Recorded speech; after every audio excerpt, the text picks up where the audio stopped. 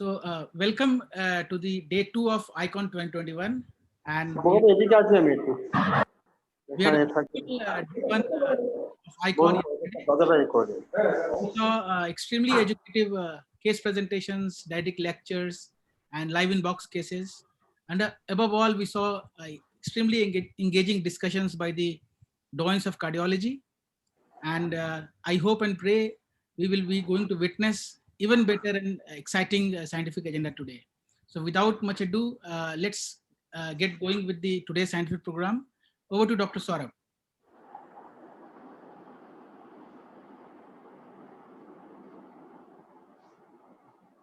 Dr. Saurabh, you're muted. You're muted, Dr. Saurabh. Please unmute. Good afternoon, everyone. It is my pleasure to welcome you all to the second day of ICON 2021. We start straight away with the first session, anti-thrombotics. The chairpersons for this session are Dr. Amit Rai, Dr. P.K. Biswas, Dr. Alok Majumdar, and Dr. Arvind Kumar. The session will be moderated by Dr. M.K. Das, and the expert panelists are Dr. Arnab Kaur, Dr. Sumit Shankar, Dr. Ariom Kaur, and Dr. Alok Singh. I'll request the chairperson and the moderators to take over the proceedings. Thank you. Yes, chairperson should take over.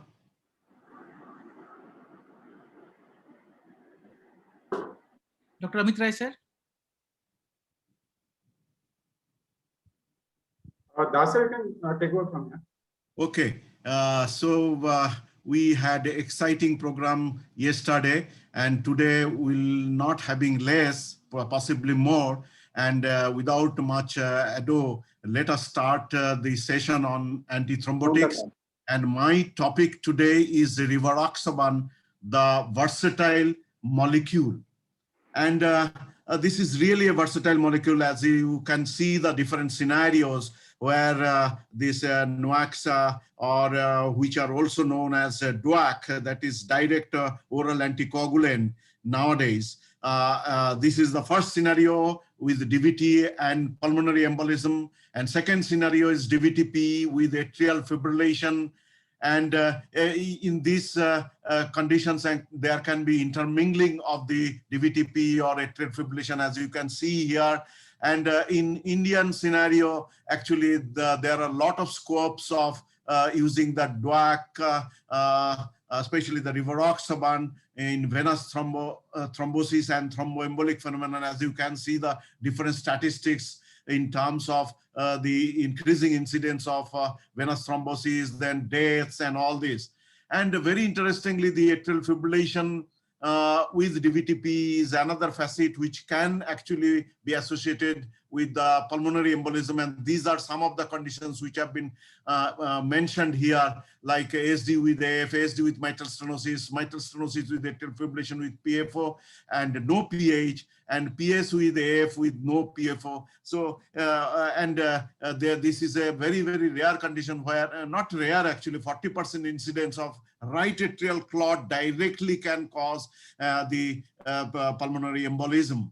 And this is another scenario where CAD is associated with the atrial fibrillation, and thereby there is the use of NOAC. And you can see that with CAD, with atrial fibrillation, 4.8 billion population can be affected, and revascularization is indicated in 1 to 2 million people, and thereby the OSE is indicated in almost 16 million people in this scenario. The fourth scenario is where CAD can be associated with the PAD as well as the other cardiovascular disease. And you can see that there is a very close relationship between the CAD, CVD, and PAD, and 2 to 3-fold risk of stroke in case of PAD, and 4 to 5-fold risk of fatal MI and CAD in case of peripheral arterial disease. And this is the versatility anecdote where The DVTP was the first indication.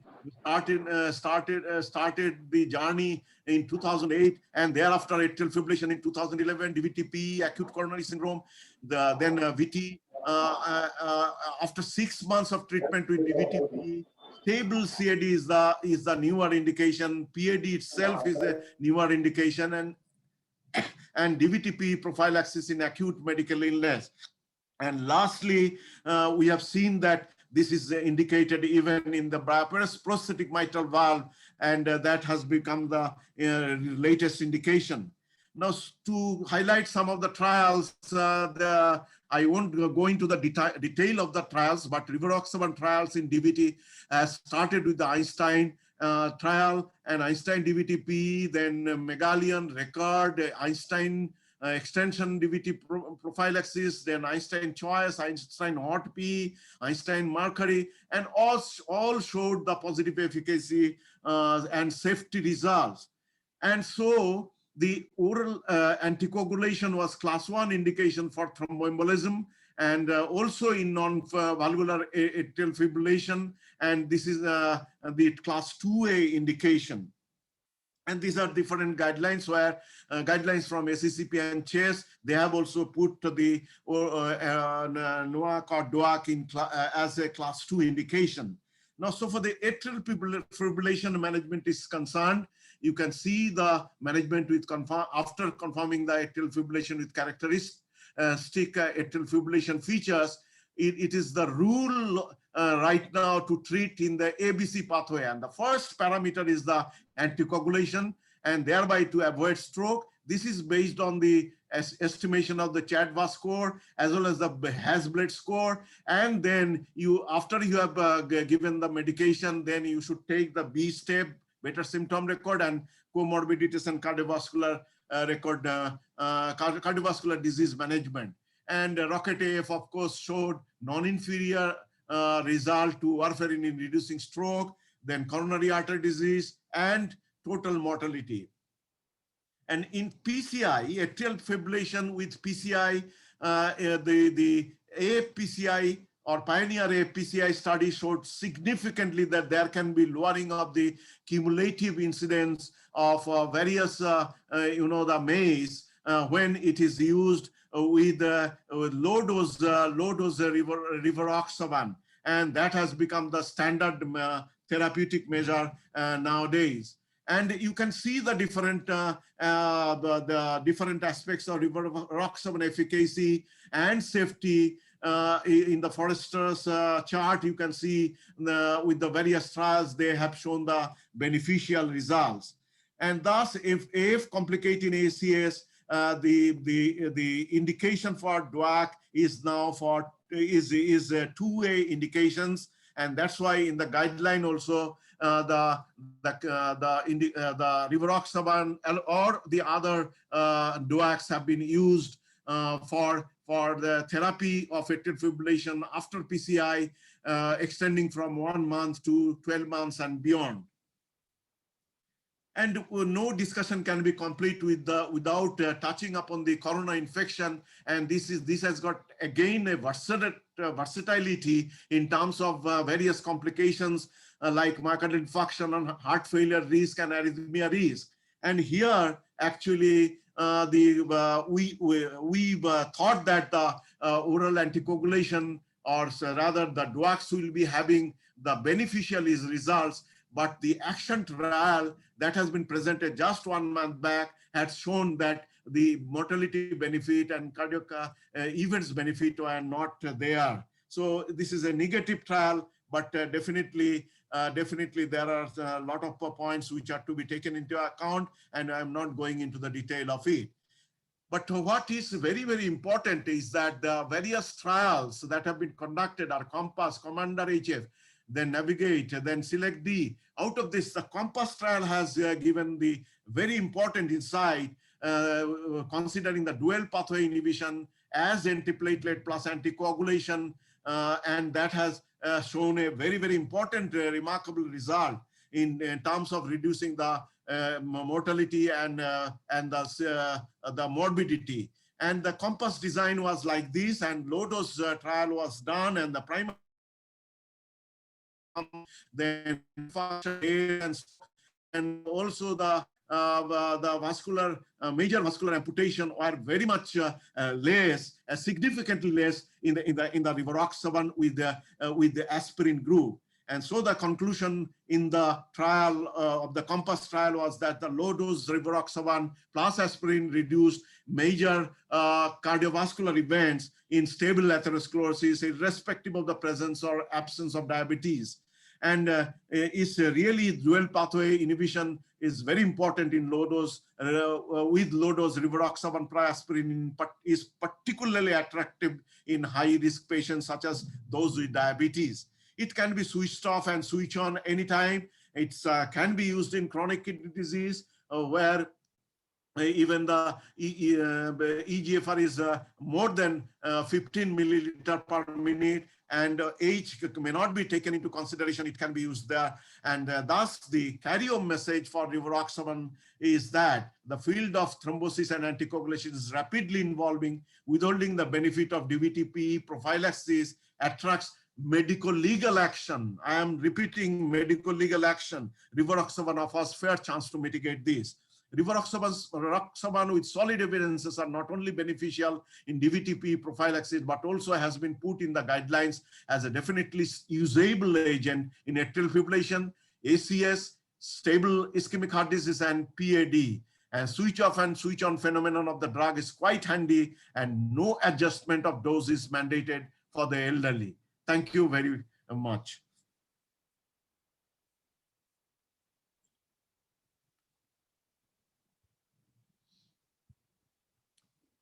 Excellent. Yes, Excellent if talk. there are any questions. It was excellent talk, sir, and it was well done time, and there was not a single second extra you took. So we can have this. The session is open for discussion. We can have comments from chairperson's expert panel. As a Dr. Dash, very good, excellent disposition of the subject, and you have done very well, I should tell. Excellent lecture, full of information, and you have ended in time, dot on time. That's very great. So, Minal, one thing I would ask you, because you also do a lot of intervention. So, how long would you like to give triple therapy following a patient of PCI with atrial fibrillation? Means there are several things, is ASCS told that if it is low, with the low risk, one can go with the triple therapy from 1 month to 3 months, but definitely with the high bleeding risk, it should be given only for 1 month, and after that, the dual therapy can be continued for 6 months to 12 months in case of the low bleeding risk and high thrombotic risk. And in the high bleeding risk, it should be continued for the dual antiplatelet, that is single antiplatelet agent with the anticoagulation can be continued up to 6 months. And in case of the low bleeding risk and high thrombotic risk, one should go with the DOAC beyond 12 months. And in case of high bleeding risk, one can stop after 12 months, but definitely as per the indication, one can go even beyond 12 months as well. So these are as per the guidelines that have been highlighted in ACC/AHA, then ESC, and all other guidelines. No, after 12 months, only NOAA. Only for OSC, whatever we give. Only NOAA. Yeah. But it is up to, I am asking mainly about the triple therapy. So it's mainly 3 months. And would you like to give, ticagrelor or clopidogrel to this population?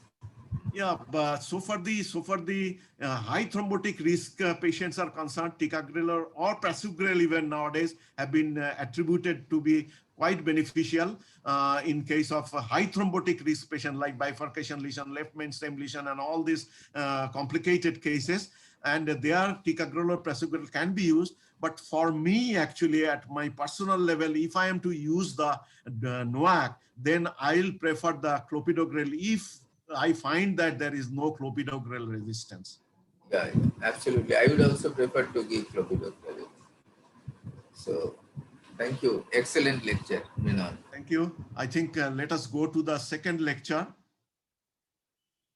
The second lecture is by Dr. BP Singh. Is Dr. BP Singh present? Yes, sir. Sir is here.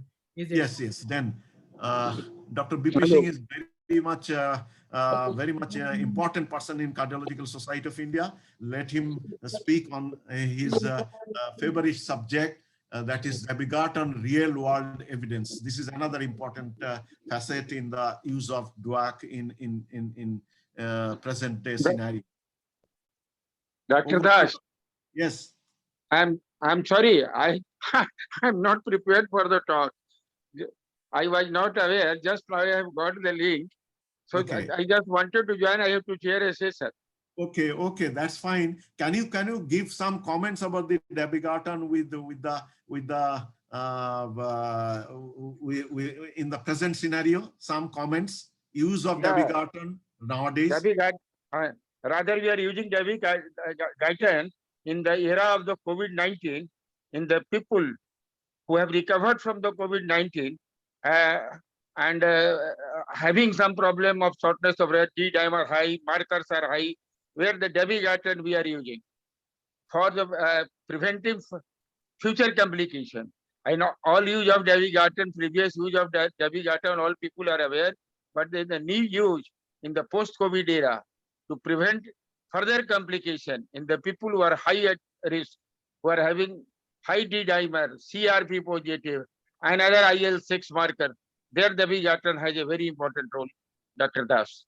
I'm Yeah. sorry, just No, it's okay, but definitely we are getting some time to discuss. The comment from Dr. Debobrata Roy, Dr. Amit Rai, and Dr. Kahali, please, regarding dabigatran use. How frequently you use this molecule nowadays? Dr. Amit Roy Minal, I'm talking about this dabigatran. After rivaroxaban is coming very loud nowadays, we use dabigatran particularly in non-valvular atrial fibrillation, and where the bleeding risk was very high, reduce the stroke and also the thrombotic effect. Dabigatran is twice daily. One of the factors, the negative point, the field button, the field lower or field frequency is much higher. But 110 BD or 75 BD is much more beneficial in that way, and dabigatran is using a lot. Except some hepatic insufficiency, we can use a lot of dabigatran. I think we have a lot of reservation about the use of dabigatran nowadays, especially because of the fact that it's a medicine which is to be given twice daily. But regarding the dose schedule, mind it, the 75 milligram and 110 milligram twice daily is not adequate if there are no renal compromise. Mind it, it does not act. We have seen enough patients, we get almost referral to the tune of 2 to 3 per day, where stroke patients are admitted with paroxysmal atrial fibrillation because of some of the patients getting, say, lesser dose of dabigatran. We must use the dabigatran in the right dose, that is 150 milligram reading. twice daily. Yes, Dr. 150 Kahali, please, you are also saying lot. And dabigatran, another virtue is that it has got the maximum experience. It has 2 million person years of experience, which none of the NOACs has got. You know, it has the highest experience because it came in use in 2011. That means 10 years back, and 3 years back it has been de-patented. And I would like to re-emphasize what Dr. Minal Das has just now told. That's very important. 75 milligrams BID for dabigatran is for DVT, but not for atrial fibrillation prevention in non-valvular AFib. So the dose in non-valvular AFib is 150 milligrams BID, and that has a superior efficacy than 110 milligrams BID of dabigatran at the cost of no increased bleeding from the other comparator OAC, that is warfarin sodium. So that's very important, that if we want to give the full value to the patient, we have to use 150 milligrams BID, not 75, neither 110 milligrams BID. Of course, if any patient has got high bleeding risk, means his Hasbled score is also very high, we can consider 110 BID only in those group of patients, or with impaired renal clearance, we can think of those. But otherwise, we have to give and we have to stick 150 milligrams BID, and there is not much of a difference in the incidence of bleeding between 150 BID with 110 BID, with the first one having much more superior efficacy or prevention of stroke due to non-valvular AFib. And third, but not the least, we should not forget, if we give anticoagulants, as Minal was pointing out, we get ischemic complications. We do get also hemorrhagic complications. And to prevent the hemorrhage, we need a good antidote. So among the NOACs at present, I think in our country, only idarosizumab is available, which is an active antidote to the dabigatran molecule. Because none of the other molecules we know, there is Andronet, but that is not available in our country, neither for commercial use in US. So it's no use, it's a versatile one. It acts against all the other three NOACs, that is edoxaban, apixaban, and rivaroxaban, and also against enoxaparin and other antithrombin agents. But this is not available in our country. So if a patient bleeds, then of course, presence of idarosizumab is a plus point for dabigatran. Thank So you. I Dr. also Ganguli. person present. Dr. Debabrata Roy, I know you are going to talk about Minalda. Yeah. Minalda, one thing, we have Dr. Alok Singh here in the expert panel. Dr. Alok Singh, he's here. Alok Singh. Yes, sir. Yes, sir. Yes, Dr. Singh, could you give one or two comments regarding dabigatran use nowadays? Sir, nowadays, dabigatran is being more commonly used in post-COVID patient to prevent thrombosis. I think this is based on mainly consensus. One question I would like to ask. Hello, am I audible? Yes, you are audible.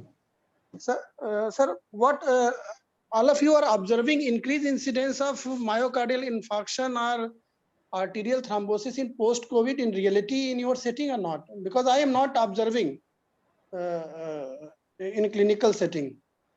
Okay. The thing is that it's observed even during the COVID also, we are getting a lot of infection cases, and they are being treated mostly conservatively because of the COVID infection. And many of the patients are undergoing interventions as well. And you are very much right that there can be the indication of dabigatran in post-COVID scenario.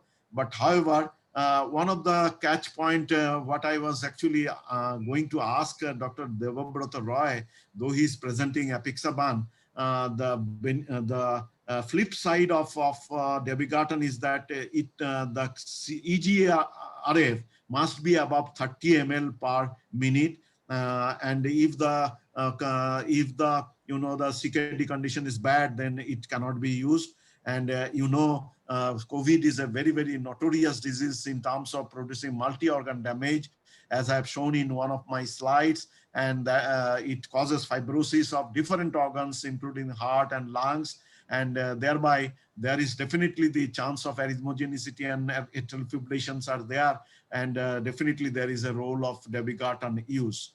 Any other comment from any other panelists? Sir, my question is that, Dr. Alok here. Sir, I am observing new onset of heart failure. A few cases I have seen post-COVID myocarditis and LV dysfunction. But in 1.5 years, I have not seen a single case of post-COVID direct myocardial infarction and arterial thrombosis. Does any of the panelists have observed in their practice where the COVID was? COVID was diagnosed. Yes, Dr. Singh. Dr. Das, I would like to speak on this issue. Yeah. What Dr. Alok is asking. Right. We are seeing acute MI during the COVID-19 admission in the patient, and the probability is most probably they increase. I had one case which was presented to our department in the first COVID period for permanent patient, Dr. Das. Patient was admitted with diagnosis of complete heart block, and The complete heart block disappeared after some time, and patient was posted for the coronary angiography to know what was the cause of the complete heart block.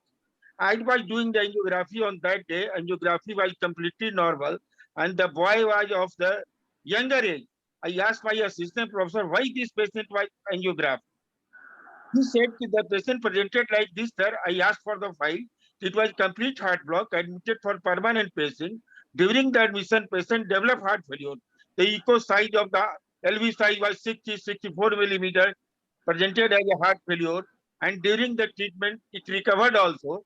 And when the patient was discharged, there was no complete heart block. Heart failure improved. The heart size has reduced. LV size, LVID reduced to 40, 45 or 50, and patient was completely all right. So this COVID can present like anything, any presentation, not only heart and lung, AV node conduction system, like of that thing. That I wanted to. Thank you very much, Dr. Singh, and Yeah. all our panelists. I think in the interest of the time, we'll straight away go to Dr. Debabrata Rai, who will present on Apixaban. It has got many upper hands. Over to Dr. Debabrata Rai. Raghu, may I have my slides, please, Raghu? Yeah. Thank you, chairpersons, sir, and the expert panelists. And my sincere thanks to Dr. Dilip Kumar, scientific chairman, and Dr. Shunandan Shigdar, organizing secretary, for giving me this opportunity to talk on Apixaban has many upper hands. So indeed, I believe so. And over next 9 minutes or so, I will try to explain why it is like that. Now, if you look at this slide, Apixaban, as far as its pharmacological characteristics is concerned, has certain advantages in that it has no prodrug. It doesn't involve a prodrug, and the renal clearance is minimal. Next slide. As with other NOACs, Apixaban has also its fair share of trials starting from 2011. It has trials on VTE, it has trials on stroke with systemic embolism in patients with non-valvular AF. It has trials of pulmonary embolism in patients of DVT. And what is not shown here, it also has trials in patients with acute coronary syndrome, not only those who has undergone PCI, but also those who are only medically treated. Next slide. Now let us examine the role of Apixaban in atrial fibrillation. Next slide. So, as like other NOACs, Apixaban is effective, much more effective as compared to warfarin for stroke prevention. Next slide. With lesser risk of bleeding. Next slide. Now, if you see Apixaban in comparison to other NOACs, you see it's a better molecule as compared to warfarin in all the regards, be it the stroke, systemic embolism, intracranial hemorrhage, middle bleed, and what is important, even it has a mortality benefit that you don't see with dabigatran or rivaroxaban. Next slide. Now, time has come for some real-world evidence, and we have the Aristophanes study. Next slide, which is basically a retrospective observational study with propensity matching. Next slide. So what is this propensity score matching? It is nothing but pairing the population with similar characteristics to reduce the bias. And what it is saying, this meta-analysis Aristophanes study, if you see here, when it is compared with dabigatran, it is shown that Apixaban is associated with 28% relative risk reduction in stroke or systemic embolism and a 22% relative risk reduction in major bleed. Next slide. When compared with rivaroxaban, apixaban was associated with 20% risk reduction in stroke and 45% risk reduction in major bleed. Next slide. So what about elderly? Next slide, please. So as you can see in the left-hand side, apixaban has the most favorable profile in patients more than 75 years of age. Next slide. And indeed, when classified for fit for aged, apixaban is the only molecule to receive an indispensable label. Next slide. So what about renal compromised patients? Next slide. So it can be given in reduced, maybe in reduced dose, in those with creatinine clearance as low as 15 milliliter per minute. And not only so, it can be given even in patients on dialysis. Next slide. Next slide. So what about GI bleed? Next slide, please. So this is a meta-analysis, and as you can see, at the hazard ratio of major bleed as compared to warfarin is less with apixaban. Next slide. And it is said that it has been shown as per evidence that apixaban and edoxaban, they had the most favorable GI bleeding safety. Next slide. So what about VTE? So this is again a comparison between apixaban and rivaroxaban. As far as its efficacy is concerned, apixaban is non-inferior to rivaroxaban. Next slide. With less major and clinically relevant non-major bleed effects as compared to rivaroxaban. Next slide. So you can see the clinically relevant major bleed is only 0.7% in apixaban group as compared to 1% almost in rivaroxaban group. And again, the non-major bleeding is also less.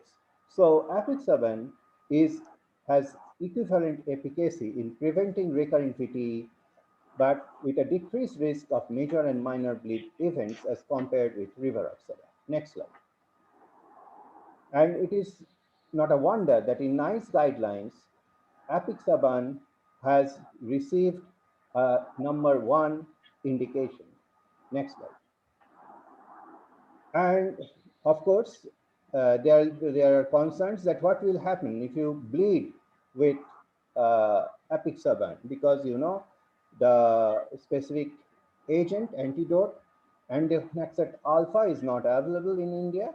But as you can see, most of these of the bleeds, they resolve just by stopping the drug. And the others, they respond well with coagulation factor concentrates or factor 10 inhibitors. Next slide. So before coming to the summary, I'll just touch on the use of apixaban in patients with acute coronary syndrome. So you have rivaroxaban and dabigatran, but Augustus, that trial that came in June 2020 in New England Journal of Medicine, is the only trial which employed a 2x2x2 multifactorial design and has established beyond doubt that NOAC indeed decreased the risk decrease the risk of bleed when combined with a single antiplatelet agent. However, the reduction in the ischemic risk is non-inferior to a regimen comprising of warfarin and aspirin. The other previous trials with rivaroxaban and with dabigatran, unfortunately, they are not statistically designed to establish that the risk of bleed is reduced due to the using of the NOAC and not for other reasons. So Augustus is the first trial to establish this. And again, apixaban has scored above rivaroxaban and dabigatran regarding this. So this is basically the summary that you can use apixaban as a superior efficacy and safety at the same dose, and apixaban, especially in patients with acute coronary syndrome, it can be used in the stroke reducing dose, and it can be safely used in elderly populations, renal failure, GI bleed, and in fact in 2017 expert consensus, it is the first choice of drugs for elderly and patients with high risk GI bleed. Next. So even in venous thromboembolism, it has established its risk, and considering all this evidence, it is really logical to say that indeed apixaban has many upper hands. Thank you. Thank you, Dr. Rai, for your beautiful exposition of the subject. In fact, definitely apixaban showed superior efficacy over rivaroxaban, but what rivaroxaban scored over apixaban is the robust COMPASS trial, which included a huge group of patients of PAD with CAD and stroke and all other things, and they showed really good efficacy. And very surprisingly, I am not sure what is the cause. In United States, is the rivaroxaban, which is frequently used as compared to all other NOACs. Now, any comment from the panelists, please? One of the reasons why it is given that rivaroxaban, it's once a dose. You know, compliance of the patients is very important, and as you, Mrinal, was pointing, that dabigatran has to be given twice, apixaban has to be given twice. But otherwise, apixaban is a very good molecule, and its renal profile is also good, and it can be given even to the elderly population without any problem. So I think apixaban is a very good molecule, and I thank Devabruta also for giving a brilliant lecture. It was full of informations and current information. That's very important. So latest of informations were there. So thank you, Devabruta, for your excellent lecture. And I think that is the only reason, if there is some increase in cells with rivaroxaban, that rivaroxaban can be given once a day dose. And second is that kidney profile, renal profile of the this molecule rivaroxaban is little better than the dabigatran nanoparticles. These are the two reasons. Yeah, thank you, Dr. Kahali. If any comment is there, then it's just one comment will be allowed. Otherwise, we'll go to the next topic.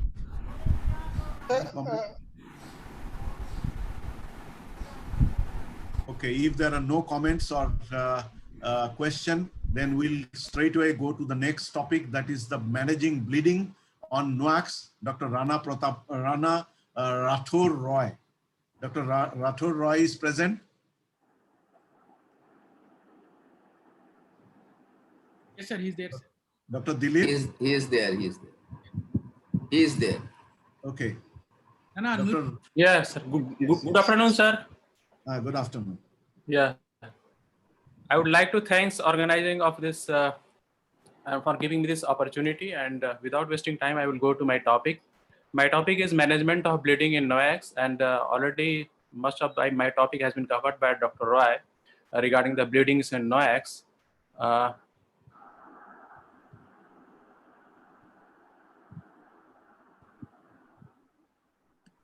Share your screen. Yeah, I'm saying, sir.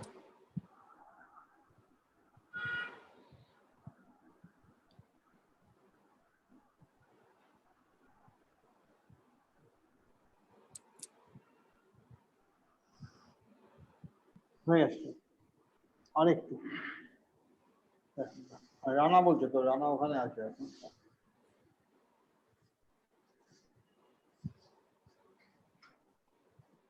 Is it visible, sir?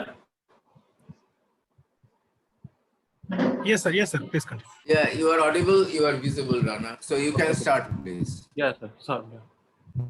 So already we know much about NOACs, that we actually NOACs are of two types. One is the direct 2A, that is thrombin inhibitors. Other groups are factor 10 inhibitors.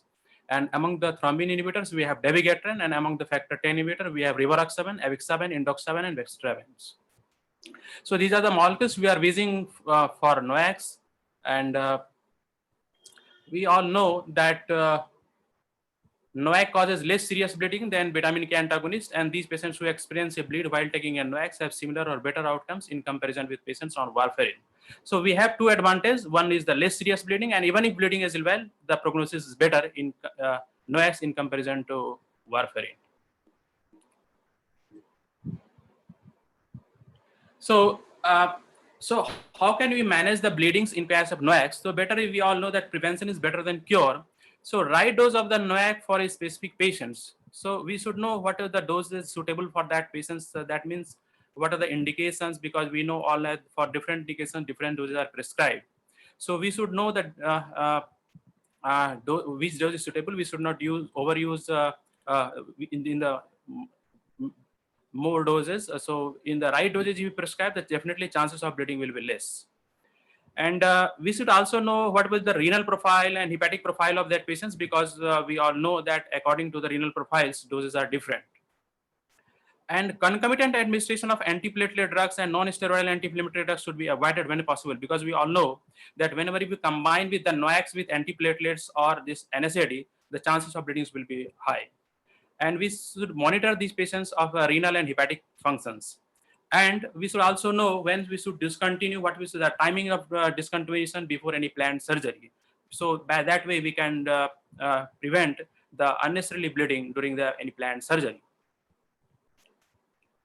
So these are the profiles of different NOACs like that is dabigatran, rivaroxaban, apixaban, indoxaban, and we all don't think it is necessary to mention the doses of different molecules. But definitely we should, as we know that according to the renal functions, the doses are different. And as for the discontinuation is concerned before the surgery, we take it usually in the range of 24 to 48 hours. But it also depends that how that surgery, how much bleeding risk is there in that surgery. And according to that, we can also modify the timing of discontinuation for different molecules. And these are the different modifiable or non-modifiable risk factors for bleeding in anticoagulated patients with AF. Some are modifiable bleeding risk, that is the patient who is hypertension, systolic blood pressure is more than 160, labile INR, all the patients if they're taking their vitamin K antagonists, because these are in the general for also applicable for vitamin K antagonist also. Medication predisposing to bleeding, as already discussed, whether the patient is alcoholic or not. Other like anemia, impaired renal function, impaired liver function, reduced platelet count or functions, and as a non-modifiable bleeding risk, age if more than 65, or particularly if it is patients is older than 75. If already the patients have history of major bleeding, previous stroke, if the patient is dialysis dependent patients have cirrhotic liver disease, patients have some kind of malignancy. And as some biomarkers are respond to patients of high sensitivity to troponin, or these are the growth differentiation factors, which are actually practically not, I think, useful. So if you just see the rate of GI bleeding, we are in the different trials, it has been shown that the rate of GI bleeding is was higher for patients treated with dabigatran, rivaroxaban, and indoxaban in comparison to warfarin. Already discussed by my previous speakers. So definitely, and on the other hand, the rate of GI bleedings were similar if no patients treated with apixaban as compared to warfarin. So definitely, if you think about the NOACs, apixaban has least GI bleeding rates in comparison to warfarin. And particularly on the dabigatran, it is said that this molecules has high GI bleeding rates, and somehow the mechanism is not that much known. But what are the mechanisms we know is that dabigatran is absorbed principally in the stomach and proximal small bowel, and an inactive product that is when metabolized to the active drug by serum and hepatic stress. And ultimately what happens that this active, this dabigatran go into the distal bowel, and where it is activation promote the GI bleeding more than warfarin, which is not activated in the bowel. So, and also this dabigatran associated with esophagitis and gastric ulceration, suggesting the drug may directly injure the gastrointestinal mucosa. So these are the some hypotheses, or you can say some of the mechanisms which have been described in the literature regarding the mechanism of GI bleedings of dabigatrans. And if you see that in the different trials, in whatever the different trials, if you see the measured bleedings, if you see if you see the dabigatran, particularly 150 milligram BD, and if you compare with the warfarin, amount of some kinds of measured bleeding is less. So particularly if you forget about the GI bleedings, if you see the measured bleeding, definitely for every molecules, whether it is a dabigatran or it is a apixaban or rivaroxaban, it is less in comparison to warfarin. Now coming to the management of see what if patients comes with bleeding who is taking of NOACs, what should we do? So we should inquire about the last whenever the patients have last taken the NOAC, and you can also send the blood sample for all that. So but before that, first any patients which comes with when we're bleeding, we should seek the vital status, because that is more important. We should not waste time in other things. And according to the whether patients has minor bleeding, whether the patients have non-life-threatening major bleedings, or it is a life-threatening bleeding, it depends on the management depends on that. And many of the cases, minor bleeding, just simple hemostatic procedures, we can manage all these cases. We don't have to give much effort for these kinds of minor bleeding. And even some cases of mild bleedings, we may not, every time we should not discontinue the bleeding. Maybe for one or next dose we can miss, and after that we can discontinue. But definitely for every case, we should give effort to know the reasons for that bleeding, whether we are missing some underlying some other pathology or not, like hepatic impairment or renal impairments. So, and after that, if the patients presented with non-life-threatening or major bleeding, and then in those cases like mechanical compression, or if GI bleeding, then endoscopic hemostasis, fluid replacement, these are the known mechanisms we all know. But sometimes if the patients have presented with bleeding and the patients has taken NOACs within less than 3 or 4 hours, sometimes we can give the oral charcoal, which may delay the absorption of NOACs, and it may help the reduce of further bleeding. So these are the, and if the patients presented with, so these are other things. While like patients have mild bleeding, we should not know, there is no need of any transfusion or any kind of fluid replacements. Just by local hemostasis, general measures, reduction of doses, we can manage these patients. But if the patients have presented with severe bleeding or life-threatening bleeding, or other maybe one possibility where patients have some kind of emergency surgery, in those cases, what we should do. So we should know what are the agents that is for the what we say antidote for these molecules like dabigatran or this rivaroxaban or other factor 10 inhibitors. So we have now reversal agents. Yes, sir. You've got 1.5 minutes. Sorry, sir. You have got 1.5 minutes more. Yeah, I'm completing, sir.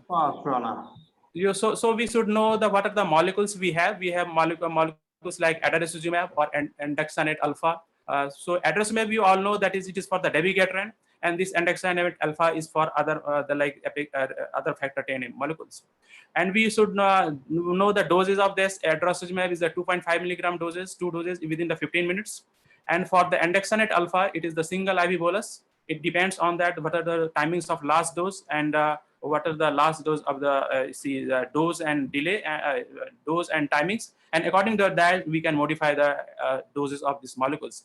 But in practice, although this adagrasib is not available easily, but these are the molecules which are using in some centers. They have definitely some experience about these molecules. Now, regarding the monitorings after dabigatran, for dabigatran we have some monitoring that like direct thrombin time or Icarian clotting times, but these tests are not easily available in our city as well as in the other city also. So it is very difficult to monitor the dabigatran level. And for apixaban or rivaroxaban, that the agent-specific factor 10 activity we can measure, but this is also very difficult to measure in common labs. So we should there is no, I think, we can't rely on these tests. So on the basis of clinical findings, we have to manage our patients.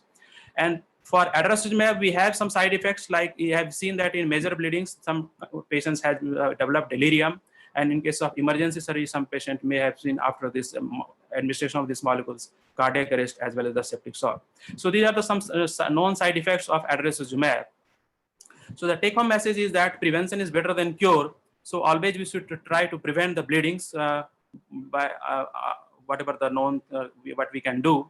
And minor bleeding can be easily treated. And reversal agents for DOACs are available, but these agents should be treated judiciously. Thank you, sir. Thank you, Dr. Rathod, for your beautiful presentation. And in fact, you have elaborately expressed everything regarding the management of or prevention of bleeding. Prevention is the sheet anchor for the bleeding due to NOACs or with NOACs. Now, my question to you is, Yes, sir. what is your strategy when the patient is on for the NOAC, that is say dabigatran or apixaban or rivaroxaban, and the patient is going to undergo PCI? Yes, sir. Yes, sir. Yes, sir. Yeah, for PCI, if the patient has already taken the doses of more than 7 or 8 hours or 10 hours, then we should just discontinue for that timings, and after that, as and for the routine, we can go for PCI. So, but definitely we have to be cautious, particularly the patients if taking the doses of maximum dose, because it also depends on what are the doses that patients was taking.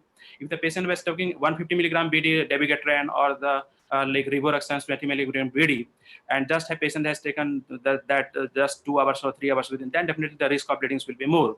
But if the patients have already taken more than 12 hours or in the mornings, particularly this dabigatran, as well as in the lower doses, the chances of bleeding will be less.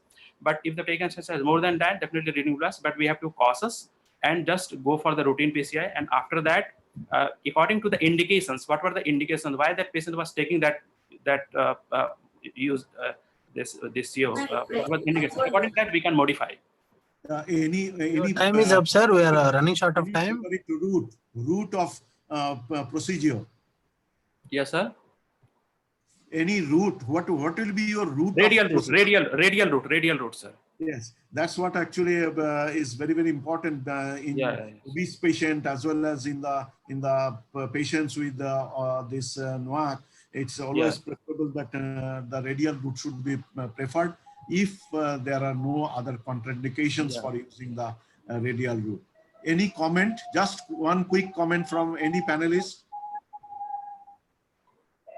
Otherwise, we'll go to the next speaker, Dr. Debanu Ghosh Roy. And for your information, Dr. Dhiman Kahli actually has got a stock of idarucizumab, and if any patient has got any problem due to the dabigatran, he can be contacted, and he can actually give the help by sending the medicine or arranging the medicine to be sent. No. I am not a company man. I object to this one. When it was not available, Minal, when it was not, no. I don't look after this. I am too busy a person. And when it was not available in the country, there were a few samples, and I told that if somebody has bleeding, I also told them, which we sought free of cost, and it was given to certain people. But now that is over, and it is available in all the chemist shops. And if it is not by the patent drug means dabigatran, that is the Pradaxa, they give it free of cost. But if it belongs to some other company, then they have to buy it, and it's very costly also. I think 1,60,000 or something like that. So I haven't got any agency of that. Sorry. That's good information, actually. Yeah. Sorry. I think let us go to the next topic, residual ischemia by Dr. Debanu Ghosh Roy. Dr. Ghosh Roy, please. Dr. Ghosh Roy, please unmute yourself. Dr. Ghosh Roy, please unmute yourself. Unmute yourself. I have sent a request. Please click on that. Yes. So good evening, everybody. I must begin by thanking Dr. Dilip Kumar, Dr. Sunandan Sikdar, Dr. Debabrata Rai, Dr. Minal Das, and Cardiological Society of India for giving me this opportunity to speak in this very prestigious conference.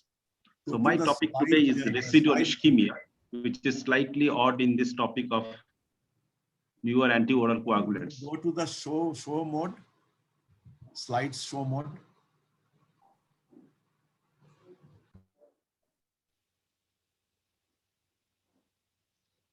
Okay. Yeah. So what does residual mean? Residual means it's an adjective. Shall I proceed? Yes, please proceed. Yes, residual means it's an adjective. It's left at the end of a process. So when we see a patient of acute myocardial infarction, we may be treating the patient by thrombolysis or primary PCI. So after the procedure, there is some area which has a normal myocardium, totally normally perfused. There is an ischemic myocardium where there is no ischemia at rest, but then ischemia with exercise. There is stunned myocardium, there is hibernating myocardium, and there is the irreversibly damaged myocardium. So 2, 3, 4, that is ischemic myocardium, stunned myocardium, and hibernating myocardium would in total be the total residual ischemia in a patient after thrombolysis or primary PCI. So we are interested to see the magnitude of residual ischemia before we revascularize these patients further. So we can do it by the ECG, by the presence or absence of pathological P waves, but this has poor correlation with lack of residual viable tissues, and sensitivity is only 41 to 65% with specificity of 69 to 79%. But then these ECG findings, along with the clinical symptoms and signs, can actually increase the specificity and sensitivity. We may do the exercise ECG later, and ST segment elevation during exercise is actually very sensitive, more than 80% sensitivity with a specificity of 100%. But then we rarely see an ST elevation in ECG. With the ST elevation, if you find reciprocal ST segment depression, then that also has a very high sensitivity of 84% and specificity of 100%. And pseudo-normalization of T waves has poor sensitivity and specificity for detection of residual ischemia. We can do an echocardiography, and when the left ventricular end systolic volume is more than 130 ml, that indicates poor left ventricular functional recovery, and revascularization is not going to help. Similarly, if the end diastolic wall thickness is greater than 6 millimeter, then that indicates that there is probably good contractile reserve, and revascularization may be helpful. And this has a sensitivity of 94% with a specificity of 48%. We can do a dobutamine stress echocardiography, where a biphasic response is highly predictive of functional recovery post-revascularization. But this biphasic response is not typically seen in many patients. Worsening contractile function indicates hibernating myocardium and may also indicate residual ischemia. Sustained improvement with dobutamine indicates stunned myocardium. And if there is no response with dobutamine, that means it is scar and one should not revascularize. This has a sensitivity of 71 to 97% and a specificity of 63 to 95%. And this is because this is very much operator dependent. You can also do a myocardial contrast echocardiography, where non-viable segments lack contrast enhancement and represent necrotic myocardial cells, causing obstruction and collapse of the microcirculation. This has a very high sensitivity of 78 to 90%, but the specificity is low, 51 to 72%. Actually, different echocardiographers have used a combination of dobutamine stress echocardiography, myocardial contrast echocardiography, and tissue Doppler imaging to increase the sensitivity and specificity and guide us in revascularization. The SPECT and PET can also be done. They have a much better resolution. They have a much better sensitivity, average sensitivity of 88% and superior average specificity of 73%. However, the limitations include poor availability, cost, ionizing radiation, and artifacts. And what is now mostly done is CMR with gadolinium gillette contrast. It provides information on wall thickness, global LV function, regional wall motion, myocardial fibrosis, and acute MR. Absence of late gadolinium enhancement in a hypokinetic segment is associated with functional recovery post-revascularization. Sensitivity is 83%, specificity 88% for detection of non-viable tissue. There are certain limitations also because of cost, poor availability, and prolonged study period. We are not able to do it routinely in our patients in India. So we depend more upon the echocardiographers to give us an idea based on dobutamine stress echocardiography, myocardial contrast echocardiography, and tissue Doppler imaging. So what is the prognostic value of viability testing? Numerous non-randomized retrospective studies in 1990s were done, and they showed significant association between revascularization and improvement in mortality using viability testing. However, there was a need for large, heavily powered randomized trials. And the first trial which came was a STITCH trial. It was a large trial, multi-center, non-blinded randomized trial, EF 35%, CAT amenable to CABG, 298 were medical plus CABG, and 300 only medical treatment, follow-up of 56 months. Assessment of myocardial viability did not provide a differential benefit of CABG. However, the limitations was randomization was not performed on basis of viability, and 81% of the viability subgroup had single vessel disease. Then came the heart trial in 2011, where presence of at least 5 viable LV segments were included. 65 underwent CABG, 69 medical treatment, 5-year follow-up. Medical treatment was again non-inferior. However, again, this study was underpowered. Dobutamine stress echocardiography was used, and randomization has not occurred prior to viability assessment.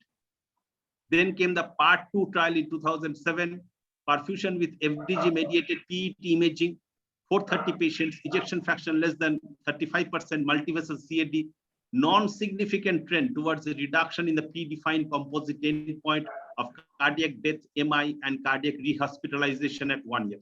Statistically significant reduction in adverse events. Our limitation was poor adherence to the therapeutic strategy.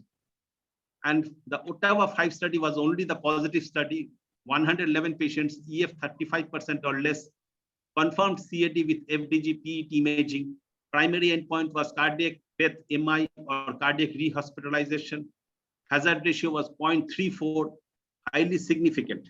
So this trial was positive trial. And based on this, the ACC/AHA guidelines gave a 2A recommendation, level of evidence B.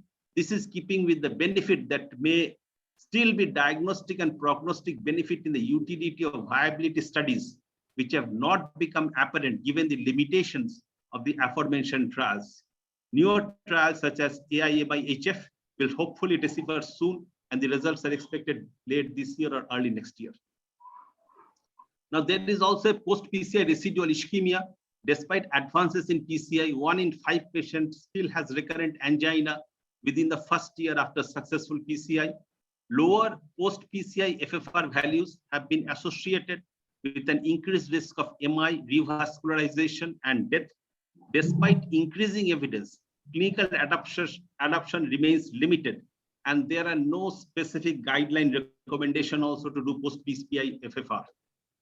So instant wave free wave ratio, or IFR, it is a pressure gradient across the coronary lesion under resting conditions.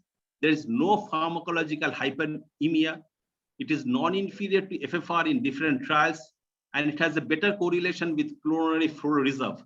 And this can be done easily, and probably this is going to be the future, because for FFR, we have to do pharmacological hyperemia. So the defined PCI mechanism of residual ischemia after successful PCI was using IFR. It was a multi-center prospective blinded study with 500 patients. PCI was performed in patients, all patients with IFR of less than 0.89, and a blinded IFR and IFR pullback post-PCI to evaluate for any residual physiological stenosis. 24% had abnormal post-procedure IFR or residual ischemia. Of patients with residual ischemia, 81.6% had focal lesions. 1/3 was inside the stent, 1/3 proximal to the stent, and 1/3 distal to the stent. It had a very poor correlation with angiographic diameter stenosis and post-PCI IFR. Although speculative, identified post-PCI focal lesions may be intervened upon, possibly improving post-procedure physiology and reducing the number of patients with significant residual ischemia. This may reduce future adverse events. Thank you very much.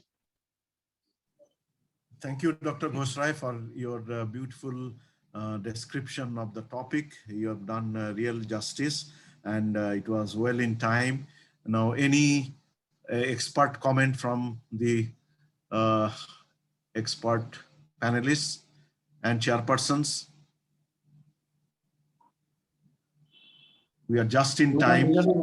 One thing to say, during IFR, when it's come in vogue along with FFR, we have redo one factor, the RFR. And the RFR particularly assesses the whole post-residual ischemia properly. The RFR is low in value or high in value.